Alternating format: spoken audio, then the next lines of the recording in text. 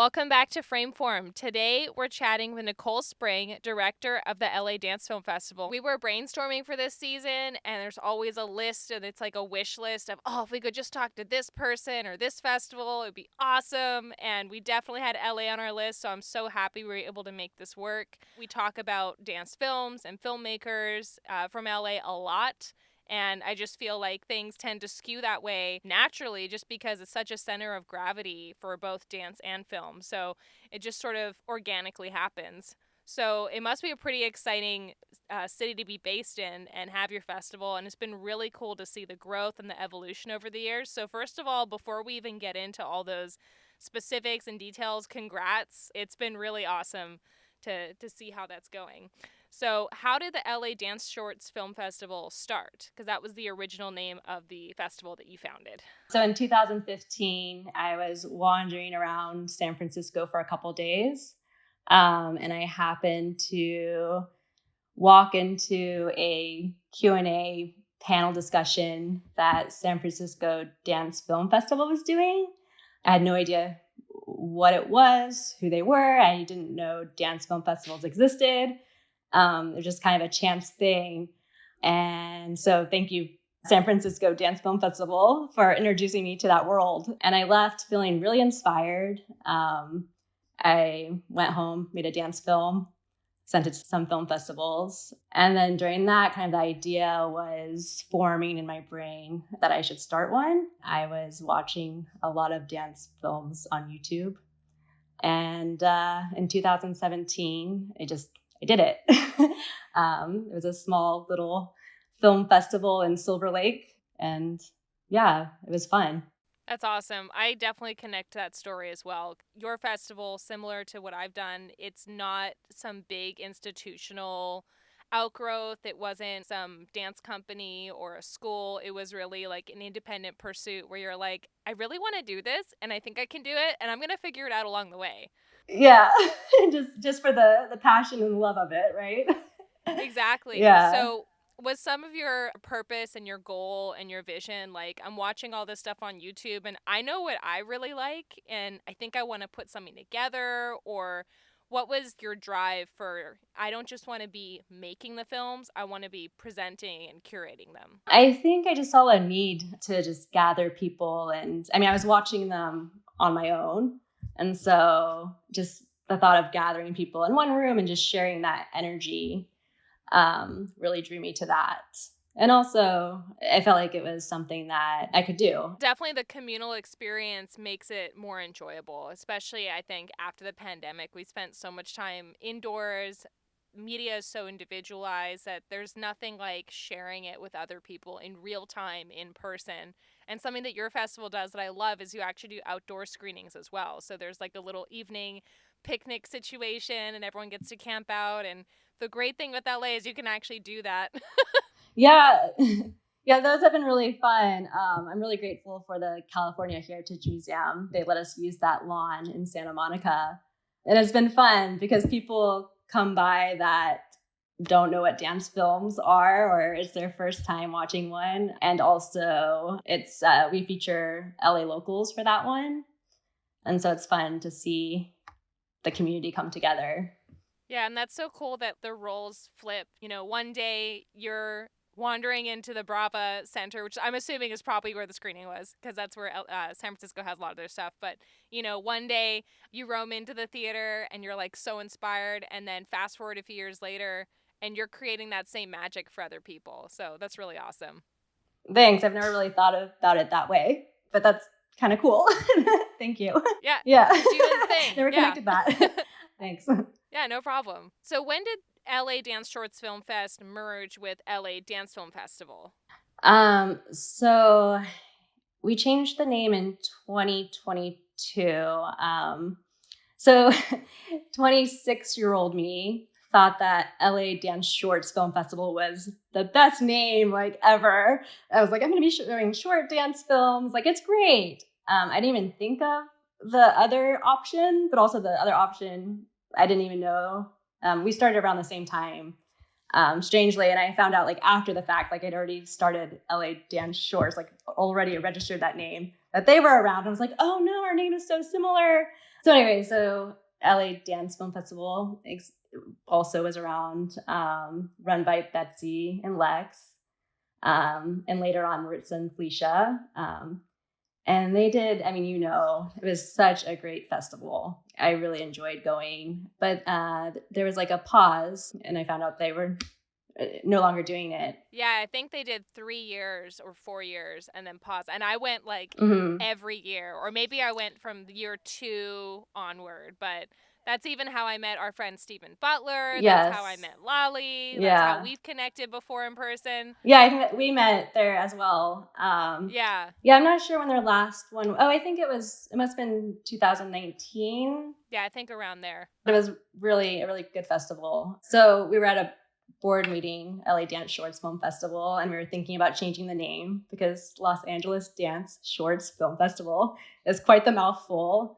And then someone had mentioned like, oh, are they still doing their film festival? And so I contacted them. I was really hoping that they were still doing it, but I found out that they were no longer. So they let us use or have the name, which I'm super grateful for. I feel like that's a win-win because then, the brand doesn't, you're evolving things how you want to, but you're also taking up a familiar name and like the way that it looked from the outside is like, oh, this is like a merger or this is like the next logical progression. Like it just made sense. So I like from my perspective, I was like, yes, this is awesome because we missed LA Dance Film Festival and LA Dance Shorts Film Festival was still growing and like it's awesome that you were able to kind of take the two and put them together and be like, now this is the new era. Yeah, I think it all kind of worked out really well. Once again, like I'm super grateful for all that they did. They like kind of paved the way, I feel like, in Los Angeles with how they had run their festival. But yeah, that's kind of how it happened. So we've been Los Angeles Dance Film Festival for 2 years. That's awesome. So what were those early days of the festival, like the first few years? I'm saying days, but really I mean years. Yeah. What were those early years like versus how the program and your offerings have evolved now? And what are those sort of things that you've learned along the way where it's like, I can do more of this, I want to do less of this, we want to focus here, we want to kind of not do this? The first few years were so much simpler. I don't know. Things have gotten really, I feel like, complicated, but that's just part of growing, right? Yeah, I mean, it's been really kind of a lot of experimenting with what works, what doesn't work throughout the years. Always just thinking of different things. One of the things that's important to me is to really focus on how we would like the film festival, like if we were to attend. Like, would we like it? So we're always thinking and brainstorming, like, how do we make it better? Like, what works? Like, does this venue still work? Do we even like online events anymore, or do we just like in person? So it's always trying to figure it out. But we also became a nonprofit in 2022 as well, right before that name change. So that's been fun to try to figure out, kind of adds another level. Yeah, but it probably is going to eventually offer a lot more flexibility and funding because as a nonprofit, you get the grants. Yeah, I think in the long run, even though it's a lot of work, it'll be good because at the end of the day, we just want to provide more opportunities, and that seems like that's the way. Yeah, for sure. Yeah, more opportunities for filmmakers and dancers. I really like how you said that you want to have an audience perspective. Like, is this a festival we would want to go to? It's something that I think a lot of, not dance film events specifically, but just a lot of events and forums and festivals can miss because sometimes it becomes about how much can we screen or people are traveling to this. We want to pack every single day. And I've had experiences before where I'm traveling somewhere, I'm tired, I've sometimes paid to go there, even if, I'm getting some stipend. It's like I'm still paying something to eat and travel. And I want to enjoy the place I'm visiting too, but I also don't want to not participate or miss out on some of the programming. So having that space built in, or, not showing so much that people get overwhelmed and they feel like they're working when they should really just be enjoying it, I think is really important. And I would assume, like with LA, you have a really good built in local audience. So while there are people that are traveling with the perspective of like, oh, I'm going to Hollywood, I'm going to LA, like, there are also a lot of people that don't have to travel as far, where it's like, I can't be taking off a week of work to do this. I'm just going to drop in between my life. And I think that's going to help the festival grow, is not having this burden of you need to have 5 days of the year set aside to be here for 12 hours, and there's not going to be enough time for you to go get food. Buckle up. Yeah. Yeah. I mean, as much as I'd love to have 5 days, I really do love having just the simplicity and being able to focus on the films that we do have, and creating that experience for everybody. And shorts isn't in the name anymore, but do you still focus on short films, or what do you consider a short film too? Because I know that some audiences have a much lower tolerance for longer I know films. it's such a topic of debate. For the longest time, we were doing 10 minutes and under, but we want to basically we want to keep. I think all programmers want to put as many films as possible in their program. So we were doing 10 and under, but then every year we would get filmmakers emailing us like, hey, my film is 11 minutes or whatever, and I'm like, so eventually last year we changed it to 15. And we'll see. It's kind of an experiment to see, but so that's our definition of a short dance film is under 15. But I don't know, it fluctuates, from festival to festival, it seems, right? Yeah, I think 15 is still pretty solid, because a lot of the time, and not even with those longer shorts, with those Capri films, sorry, bad joke, with those Bermudas, but even with those longer films, or the shorter films, sorry, sometimes if you can say it or you can express it in 2 minutes, yet I'm watching for 6 minutes, or we're using 6 minutes of screen time and we're trying to keep our total runtime to no more than an hour and a half or something like that, it does lessen the opportunities you can extend to other filmmakers. So it almost puts on the pressure where it's like, oh, wait, this film has to be even better now because it's got that extra screen time. Totally. Yeah. Yeah, it's such a process to figure out the curation of it all. Yeah, and then sometimes there are those longer ones where you're like, okay, this is just too Mm-hmm. good. Like, I remember one of the longer short films that we screened, was Project Home's film Home, which was probably like 16 minutes or something, and or maybe it was 20, I don't know. But sometimes it's like you get that one film where you're like, okay, we got to see this whole thing. Okay, yeah. Yeah, we had a film this year that was 15 minutes. That we were like, we have to Yeah. show the whole thing. And it was an option to cut it, in like, 3 sections, but we were like, no, it's yeah, it has to be in here. That's a good format for filmmakers that are listening. If you offer that option, not only does it kind of break up the flow of your film, but it gives programmers like, hey, I like section 2 the best. And then you can actually be in the festival a little bit or somewhat versus Mm-hmm. people having to pass on you. Yeah, when I saw that, I was like, this is genius. So let's fast forward a bit. What have you enjoyed the most, looking back at the years you've been doing the festival? What are some of those highlights, that have been like your best or proudest moments where you're like, I did that, or that worked out better than I expected? I think just, every year connecting with the different artists. We've started doing, after 2020, doing, our panels over Zoom. And it's really great to connect with people globally in that way. So I think that's something that I really love. I love the behind the scene stuff, and so I really like the panels and Q&As, and just gathering people, in one room and showing this really beautiful art form. makes me really happy. That's awesome. I think it's good that you do the panels over Zoom as an option because otherwise people wouldn't be able to participate at all. And I think, when you look back 5, 10, 15 years, wouldn't you rather have those conversations than not? I don't think you're going to really care like, oh, well, they weren't there in person. And sometimes you actually get better recording quality when you can sit down and have flexible scheduling versus, and you're like in a room versus when you're live at the event and you're doing so many other things and someone's got a cough in the back row. Like, it just allows for, the best of both worlds. Yeah, it's worked out really well for us. So we'll do the Q&A still with the filmmakers that are there at the festival after the screening, and then we'll do like a more in-depth panel like the next day. And I like it. It's been working out really well.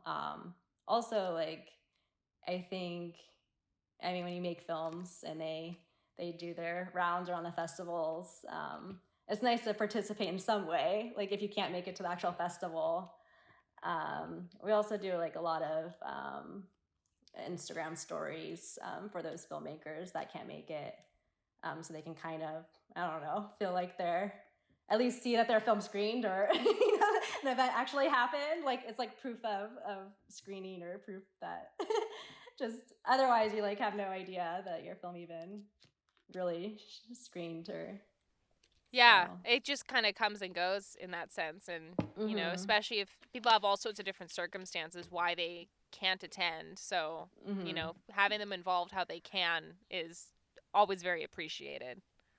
Yeah, it's been fun, and then we always are like super honored when filmmakers are able to make it Yeah, too. It's fun. that's awesome. What are some of the most difficult moments or like big learning opportunities, positive language, learning opportunities that you've had over the years? I know that. Finding our audience has been a little bit difficult. We've grown, but um, it's still a little bit challenging um, to kind of spread the art form.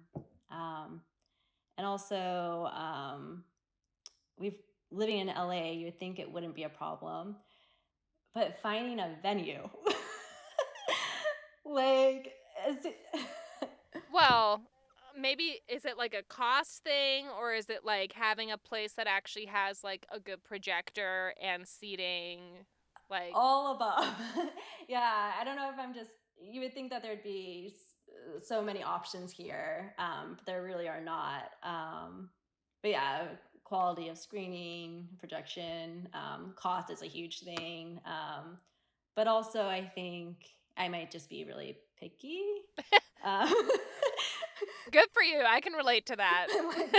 so I just haven't found it yet. I mean, Yeah. yeah. I mean, even last year, I was like, I think I just need to like start my own venue. Like, it came to that. Hey, I think that would actually be really successful too.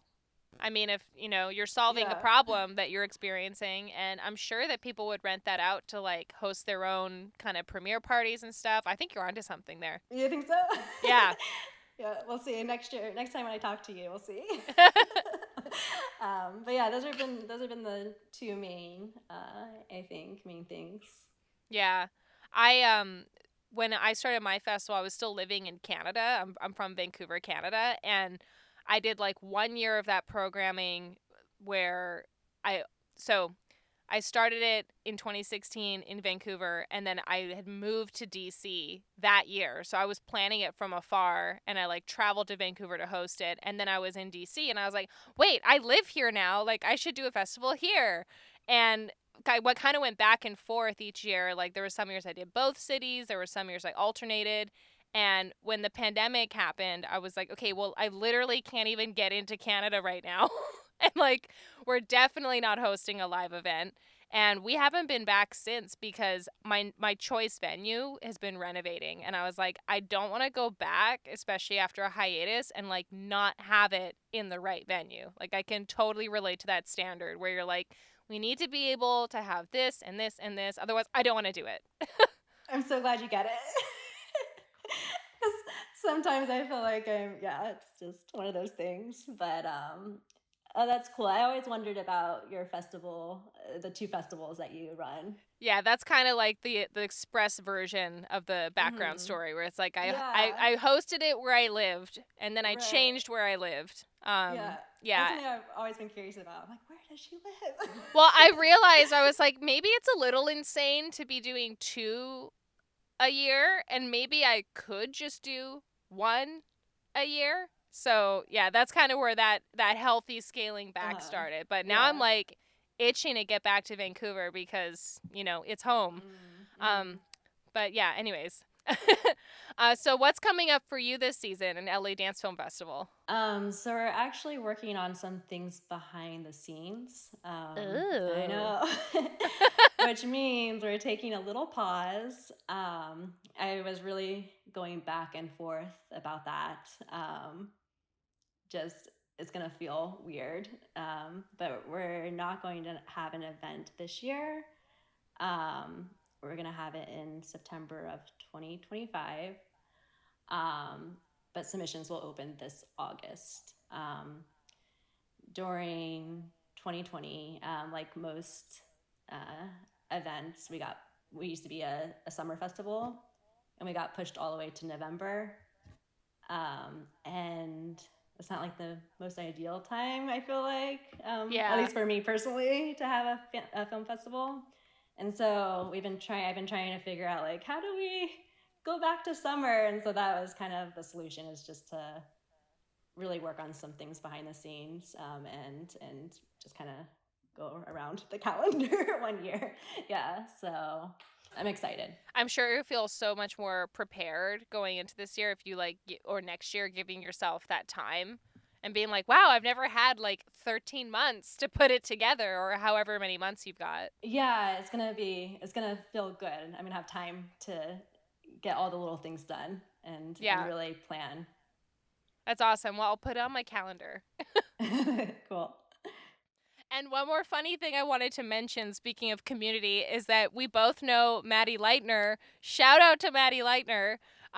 Maddie is like a superstar editor, social media mogul, everything dance film related. So I love that she's on your team, and she works with Frameform, and she works with Dance Cinema, and she works with Portland Dance Film Festival and San Francisco. Like, she's got the West Coast covered. Yeah, Maddie knows everyone and is so amazing to work with. I feel like we're all very lucky to have her. Love you, Maddie.